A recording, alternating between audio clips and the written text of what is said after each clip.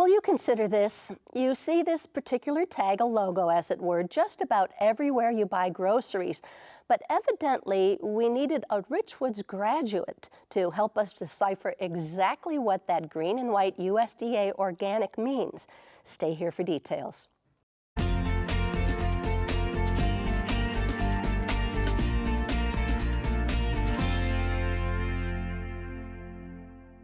He's a Pulitzer Prize-winning photographer who has worked tirelessly to make sure we're informed on any number of topics. He's traveled the world with his camera, but most recently, he dug deep into the definition of organically grown and just released a 2-hour documentary, which is being streamed to make sure we are all informed. Please welcome my guest via Zoom, Anthony Suau. Welcome. I'm so happy to meet you. Thank you so much for having me on. I appreciate it. So let's first, before we get into the organics, let's get into your organically grown. You were born and raised in Peoria. I was, yes. And you have relatives here still? Yes, my brother Joe is still there, exactly. All right. So you went to Richwoods High School, and were you always a shutterbug?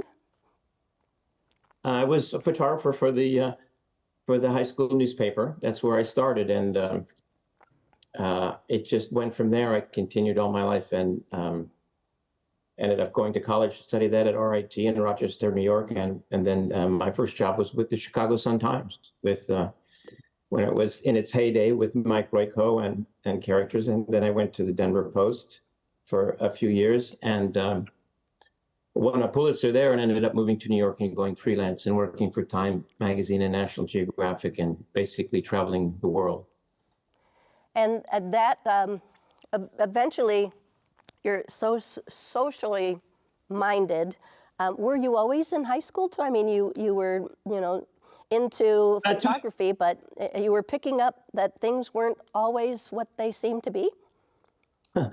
Not always. I think that came as I began to, I was always curious and always interested in things, and I think that the camera was a way to have access to things that I was curious in and wanted to see so at a closer range. So, it enabled me to travel the world, and eventually, of course, you can't do that without engaging what is going on in the world and becoming impassioned by that and having a certain amount of interest and desire to expose that when you see these things in front of you and to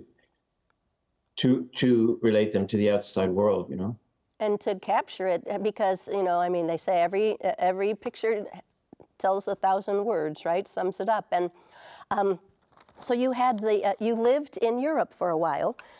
And you were there at the fall of the Eastern Bloc, is that correct?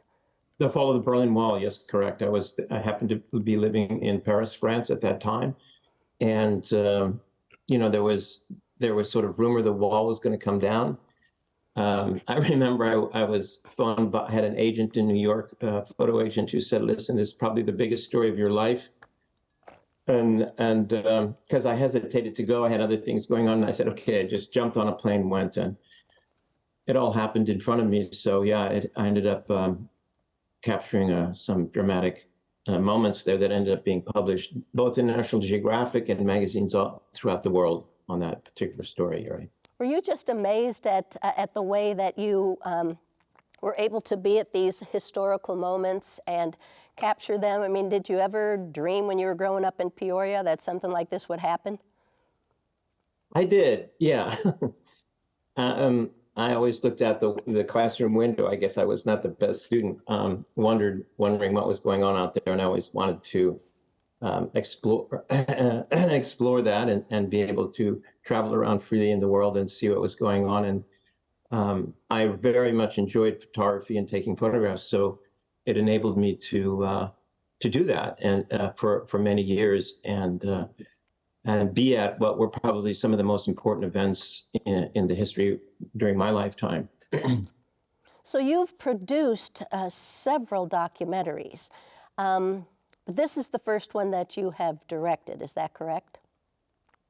I have not, this is the first one I've directed and the first one I've produced, actually. I have not done any, this is my first experience plunge into making a film. And I went into it very naively, that's for sure. As a still photographer, it's completely a different sort of set of criteria and way of putting together a story. But I think that at that certain time, 10 years ago, when I started the documentary, and I became very interested in what was going on in the agricultural world in the United States, that photography started to become a little bit difficult as a profession, because you started to have iPhones and cameras and digital photography, and everybody had a camera. And so, photographs were just a little bit, becoming a hard way to make a living. And I kind of like make this switch over to doing video and documentary kind of just as that was sort of phasing out. So the timing was,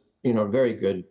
And I also realized, and now, that was a very smart idea, because I think now documentary is in its heyday. I think that what you're seeing now is a lot of different outlets where people can see documentaries on Netflix and Hulu. And, when I was a kid growing up, seeing a documentary was almost an impossible thing to do. So now people have access to it. And I also think it's a very, very good way to tell a story, especially because you can spend a lot of time, years, working on a story. When you work for the Geographic, for example, which in its heyday as well, was probably the optimum place to work in terms of giving you the time to research a story and understand a story and become a little bit more involved with the situation and knowledgeable.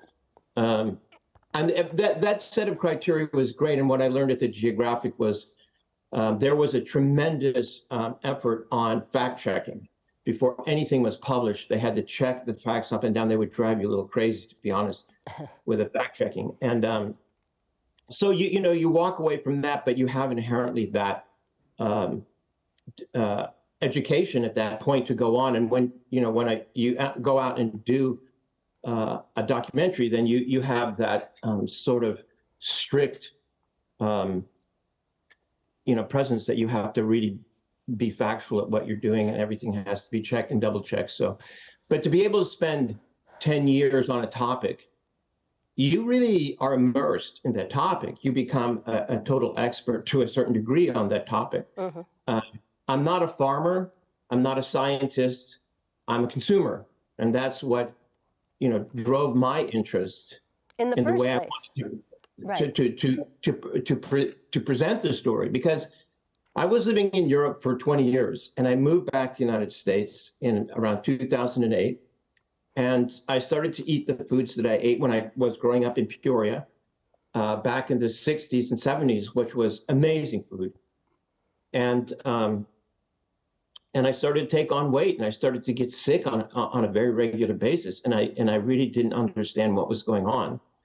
And then I think I saw the film Food Inc. And I started to read, books by Michael Pollan and some other writers that were talking about the problems in the food system. And I was out in California working on the mortgage crisis for Time magazine, I think. And I met an organic farmer. And I thought, well, this is an interesting topic, And so and they invited me to the farm. I went to the farm, and this was in Santa Cruz, California, where organic really kind of was taking hold. Well, it was there, but it was kind of where it originated in the United States. Okay. There were people who initially started out in that area of the country. So, this person started introducing me to other farmers in the Santa Cruz area that were some of the bigger farms and more famous or well-known and respected organic farmers. And they just welcomed me. They gave me all access. They were so kind, and they were very interesting people in the story that I began to understand was far more complex than I initially thought. I would make a 10-minute piece on it, But as I got into it and I started to meet different people in the industry and farmers and things like that, I became very fascinated with what was going on, and not only with what was going on in the agricultural sector, but was going on in the conventional sector.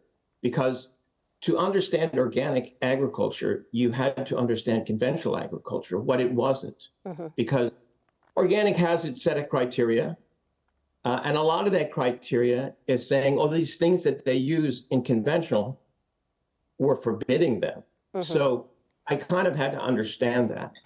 And But that when you led, lived in, excuse me, when you lived in Europe, you ate the food, but they mostly are organic there and non-GMO? GMOs are for the most part forbidden in Europe. Yes, that's correct.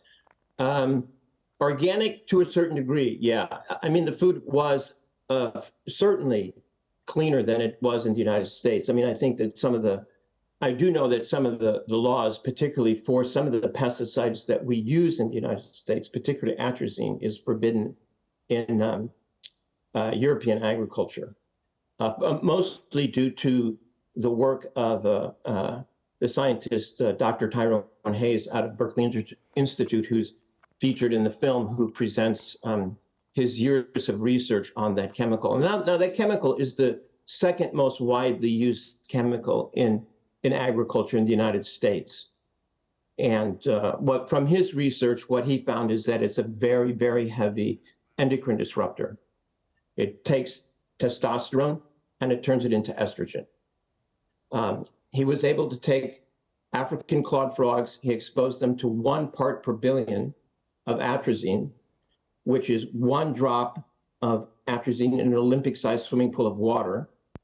And those male frogs started not only to display female tendencies, but eventually started to copulate with males and lay eggs through their testes. Basically, they became functioning females. So this is the second most widely used chemical in American agriculture today.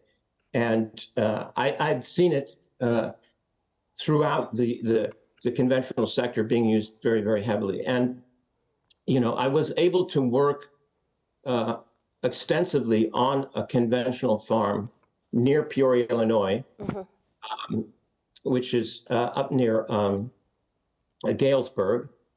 And the farmer there, I had gone to this farm every year when I was a kid for about a week or two. It was like an hour from Peoria. My parents knew the family. So the farmer today, I knew him when we were children in Peoria, in Illinois. And so he invited me to the farm. He showed me what he did. He's now doing conventional. And he was so kind. He opened up the whole farm, and I got to see their process of how they use the GMO seeds, how they use the pesticides, what they use them for, and what he feels the advantages are of that kind of agriculture to the farmer and to the food supply. So, you know, I had complete access not only to the organic farm, but to the conventional farm. So it really allowed me to not only compare, but really see firsthand what the difference was between these two methods of growing food.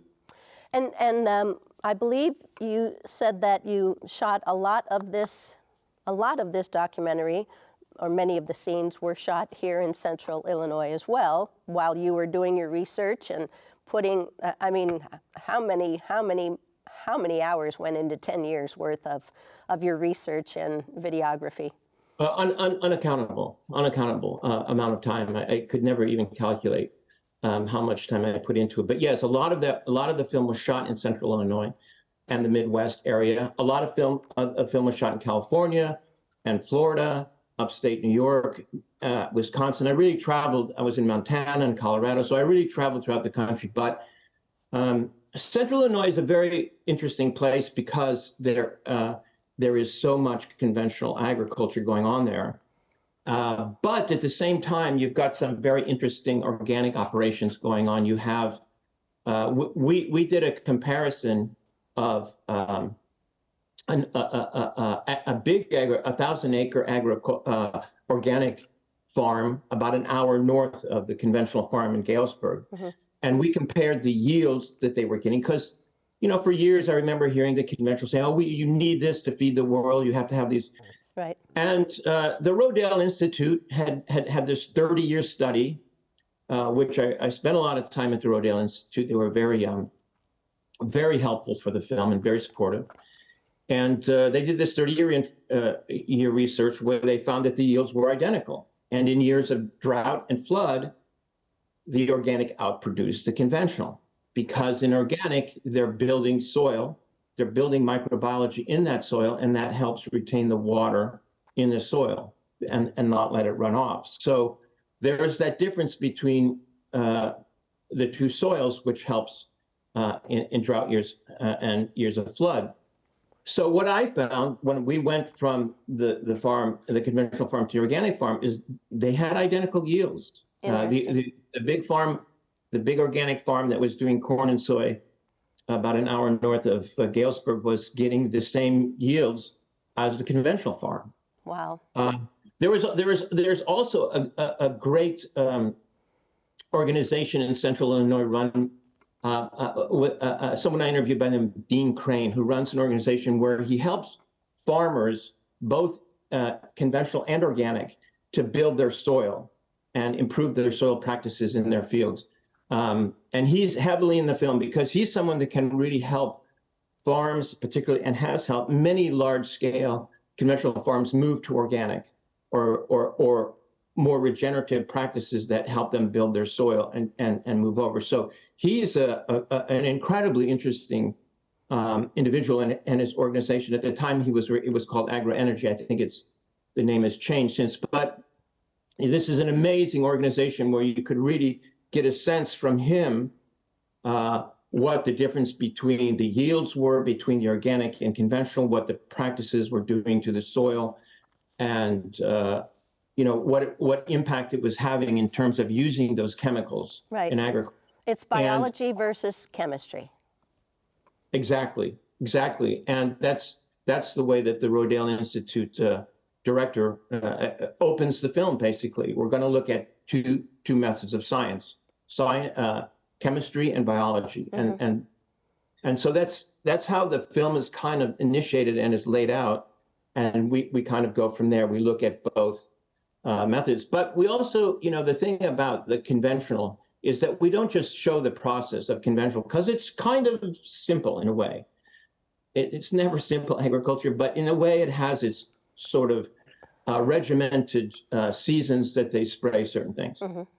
But we went back and we took the primary chemicals that these people were using, and we talked to scientists who had done research on these specific chemicals. I think the four most widely used chemicals in the United States in U.S. agriculture. And we spent a lot of time with these scientists discussing the effects of these chemicals on human health and the environment. And I was devastated.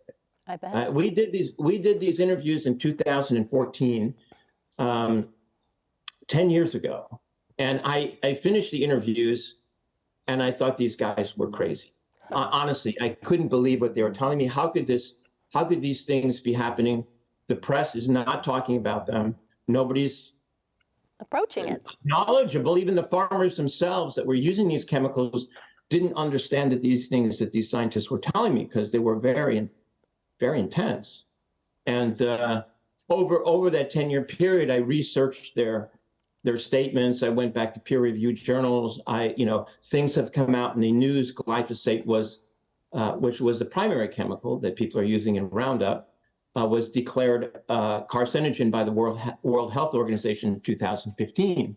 And subsequently, there were a number of lawsuits where people had non-Hodgkin's lymphoma. Correct. I think it's now like 125,000, and started to sue Monsanto for this, and they started to win on large amounts of money. People were winning over $1 billion per case. Mm-hmm. And most of that was punitive damages because, what the juries found is that Monsanto knew that this chemical was a carcinogen, and they withheld it from the public. From the public, yes. And so this became, the whole topic on glyphosate kind of grew over the tenure, and information that was coming out on glyphosate grew over those 10 years. Atrazine has come out a few times, but hasn't taken hold yet. That, it really has not taken hold yet. People don't understand that it just seems too far-fetched. But, like I said, Tyrone Hayes, the scientist at Berkeley who researched that in the mid-90s, his studies have been replicated hundreds, or if not thousands of times. I think school children even can do that test in schools now that they've done that. So Wow. it's a real fact that this chemical is totally an endocrine disruptor. It will convert testosterone to estrogen, and it travels very, very quickly in the rain. It gets up, or in the water. It can get into the groundwater. Yeah. It can get up into the air and travel. It can come down 1,000 miles. And what's legally allowed in our drinking water, he was using 1 part per billion. What's legally allowed by the EPA is 3 parts per billion. And what he said is that, many times when it rains, it can be more than 10 parts per billion of atrazine coming down, especially in those times of the year when they're using it, which is usually April, May, early June, something like that, where they're spraying a lot of atrazine. So, and this is being sprayed heavily in Illinois, that's for sure. Wow. So there was this big lawsuit that happened 5 or 6 years ago, where the water companies in central Illinois sued Syngenta, who has patented this product, to get the atrazine out of the water before they deliver it to their customers. And they won. The water companies won, and I went to one of the water companies in Illinois, near St. Louis. I think it was called Holiday Shores, where they were taking the water out of the lake. And at that time, they were registering their atrazine levels at 13 to 16 parts per billion. Wow. And delivering that to their customers for years. Gee. Before they had to put in these carbon contact filters, which cost them hundreds of thousands of tens of thousands of dollars, I think. And so Syngenta had to pay for these to all these different water companies to put in these filters to take the atrazine out of the water before delivering. Right. Yeah. So we only have a couple minutes left. So describe to me the USDA organic logo. What exactly does that require organic farmers to do, and how can we be sure that what we're buying is organically grown? Watch the film.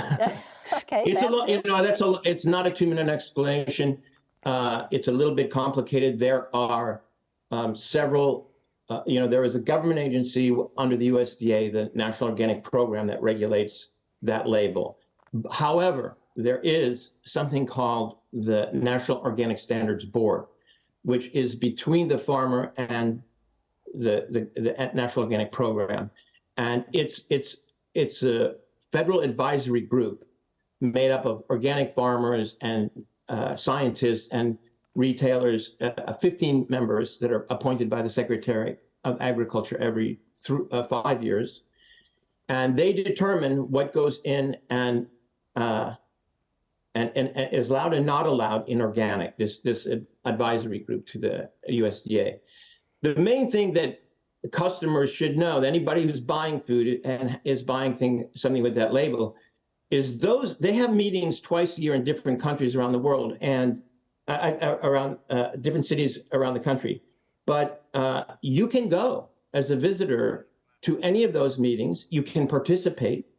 You can, if you see something with the organic label that you don't like, any American can go to these meetings, sign up, and make a clear statement. You can connect with watchdog groups like the Cornucopia Institute, Food and Water Watch, Organic Consumer Association, who advocate for consumers at these meetings, and they have millions of followers behind them. And they're advocating for my film at the moment. These groups, they're really pushing the film because they know that once the film gets out there and the consumer understands what that label means, that that they will have more people to empower them to stand up during those regulatory meetings against large industry, who can drive the narrative of USDA organic label. So once this is inherent in the process. However, people don't know that. Right. People have no idea that you have access to what that label means. And so the idea, one of the important things for me in the film is to drive a larger audience of consumers to take control of that organic label and counterbalance industry influence on what it represents. Be informed. That's your main. Really quickly, Deepak Chopra is your executive producer. Right, that's correct. Yeah, Yes. so he's a heavy hitter wherever he goes, and you had a couple of other names. So you've had a lot of wonderful support, and I look forward to seeing it its entirety. It was released just earlier this week, and so a lot more people will be informed. Thanks, Anthony, for joining us. I know it's a hectic week for you, but thanks so much for filling us in and letting us know a little bit more what we need to look into. Okay, thank you so much for having me. I appreciate it. And thank you all for joining us. Remember, be informed and be well.